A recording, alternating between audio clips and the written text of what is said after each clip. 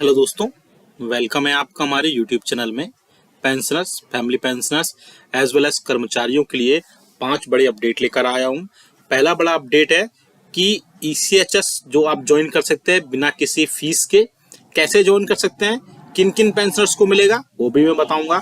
साथ ही साथ इसके अलावा आपका जो all India consumer price index का जो डेटा है वो डिले हो गया है।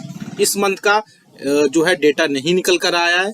उससे क्या जुलाई 2024 का महंगाई भत्ता और महंगाई राहत पर फर्क पड़ेगा, क्योंकि गवर्नमेंट पहले ही एक बार आपका 18 मंथ्स का डीए और डीआर का एडीएस को फ्रीज कर चुकी है। तो ऐसे में पेंशनर्स पैनिक हैं कि उनकी क्या ऐसा सिचुएशन फिर से बन सकती है कि जुलाई 2024 का महंगाई भत्ता और महंगाई राहत फ्रीज हो सकता है। तीसरी बड़ी खबर बताऊंगा कि ऐसा डिले क्यों हुआ है, क्या गवर्नमेंट की तरफ से इस पे अपडेट आया, वो भी मैं आपको बताऊंगा। बहुत इंपॉर्टेंट ये वीडियो होने वाला है। साथ ही साथ एक दो बड़े और भी अपडेट होंगे जिससे पेंशनर्स के लिए बहुत ज्यादा फायदा देखने को मिलेगा। इसलिए इस वीडियो को पूरा लास्ट तक देखिएगा। और अगर चैनल पर पहली बार आए या फिर आप हमारे चैनल पर पहली बार विजिट कर रहे हैं तो आप हमसे जुड़ने के लिए चैनल को फ्री में सब्सक्राइब कर सकते हैं। सब्सक्राइब के ब्लैक बटन को प्रेस करके साथ ही साथ आप हमारी वीडियोस की लेटेस्ट इंफॉर्मेशन के लिए, लेटेस्ट अपडेट्स के लिए चैनल को सब्सक्राइब करने के बाद बेल आइकन को यानी घंटे के निशान को प्रेस करना बिल्कुल मत भूलिएगा। तभी आपके पास हमारी वीडियोस की लेटेस्ट अपडेट्स आ पाएंगी और आप हमारे वीडियोस को इसी तरीके से आगे भी वॉच कर पाएंगे।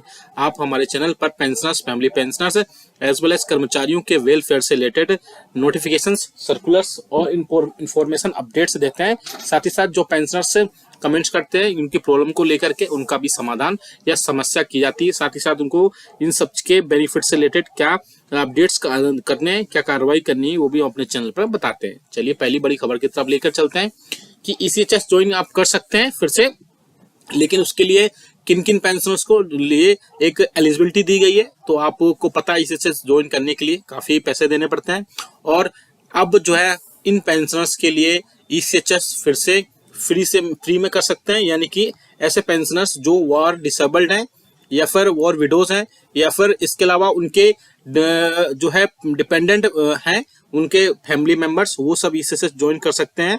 उनको किसी भी टाइप से कोई भी ईसीएचएस चार्जेस देने की जरूरत नहीं है। तो एक गवर्नमेंट की तरफ से एक अच्छा इनिशिएटिव लिया गया है। चलिए दूसरी बड़ी खबर की तरफ लेकर चलती हैं जो कि आ रहा है all India consumer price index के डेटा को लेकर के।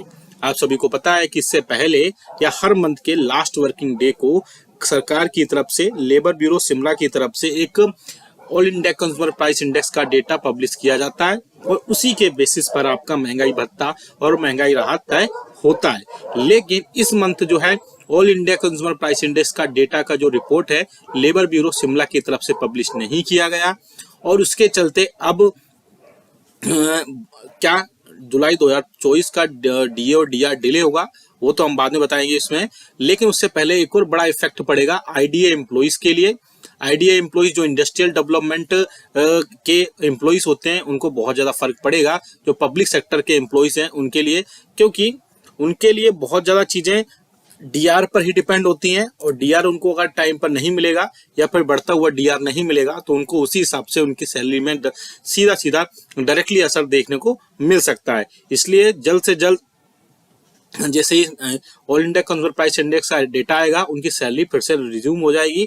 रिज्यूम होने का मेरा मतलब है कि उनकी बढ़ी हुई सैलरी फिर से उनके खातों में आएगी, क्योंकि आईडीए एम्प्लॉइज को जो ऑल इंडिया कंज्यूमर प्राइस का इंडेक्स का डेटा है उससे बहुत ज्यादा फर्क पड़ने वाला है।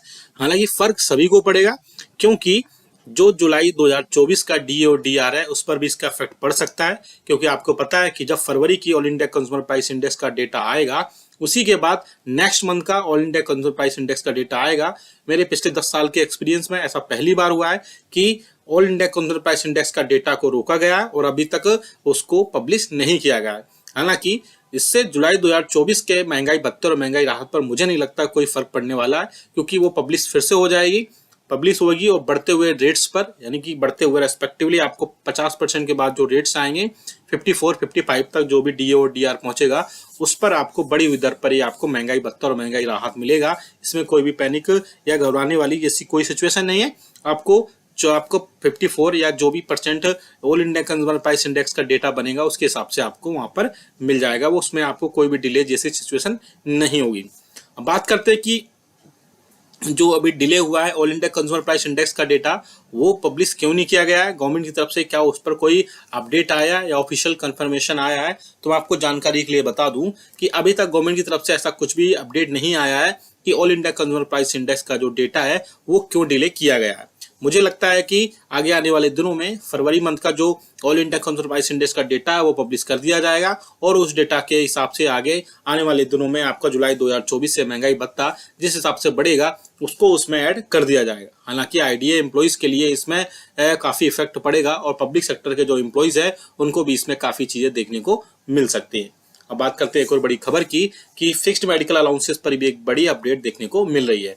आपको जानकारी के लिए बता दूं कि फिक्स्ड मेडिकल अलाउंसेस ऐसे पेंशनर्स को दिया जाता है जो कि नॉन सीजीएचएस एरियाज में रहते हैं, मतलब कि जहां पर सीजीएचएस के हॉस्पिटल्स, डिस्पेंसरीज, वेलनेस सेंटर्स या उनकी यूनिट्स नहीं है, वहां पर ऐसे पेंशनर्स को 1000 रुपए फिक्स्ड मेडिकल अलाउंसेस के रूप में उनको मिलते हैं। और अब जो खबर आ रही है वो बहुत ही अच्छी खबर है कि जानकारी के मुताबिक ministry of health and family welfare की तरफ से जल्द पेंशनर्स को जो नॉन सीजीएचएस एरियाज में रहते हैं उनको इसमें फिक्स्ड मेडिकल अलाउंसेस में यानी चिकित्सा मेडिकल भत्ता में बढ़ोतरी देखने को मिल सकती है, क्योंकि इससे पहले कई सारी मीटिंग्स हुई और कैबिनेट की मीटिंग्स हुई जिसमें पेंशनर्स और फैमिली पेंशनर्स के एसोसिएशंस रहे, फेडरेशंस रहे, जिन्होंने सरकार से लगातार इसके रिगार्डिंग बातचीत की है कि सरकार कर्मचारियों, पेंशनर्स और फैमिली पेंशनर्स का जो फिक्स्ड मेडिकल अलाउंसेस है उसमें बढ़ोतरी करे। और जैसे ही इसमें बढ़ोतरी होगी, मुझे लगता है इसमें 2000 रुपए तक बढ़ोतरी हो सकती है, क्योंकि पेंशनर्स की एसोसिएशंस ने और इवन पेंशनर्स भी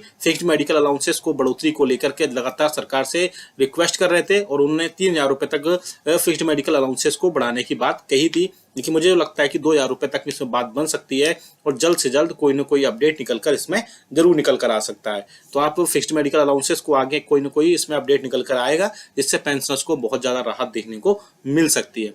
अब बात करते हैं एक और बड़ी अपडेट की।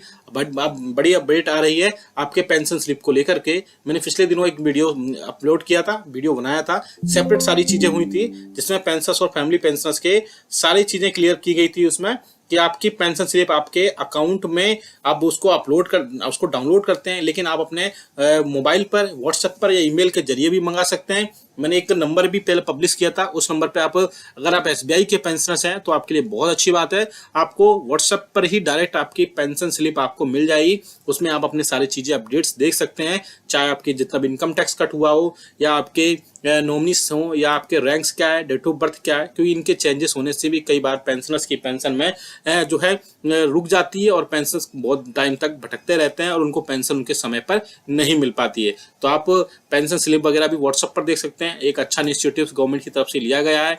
आप हमें कमेंट करके बताइएगा कि आपको कोई प्रॉब्लम्स है या फिर आप all India consumer price index क्यों डिले हुआ है, आपको क्या लगता है। आप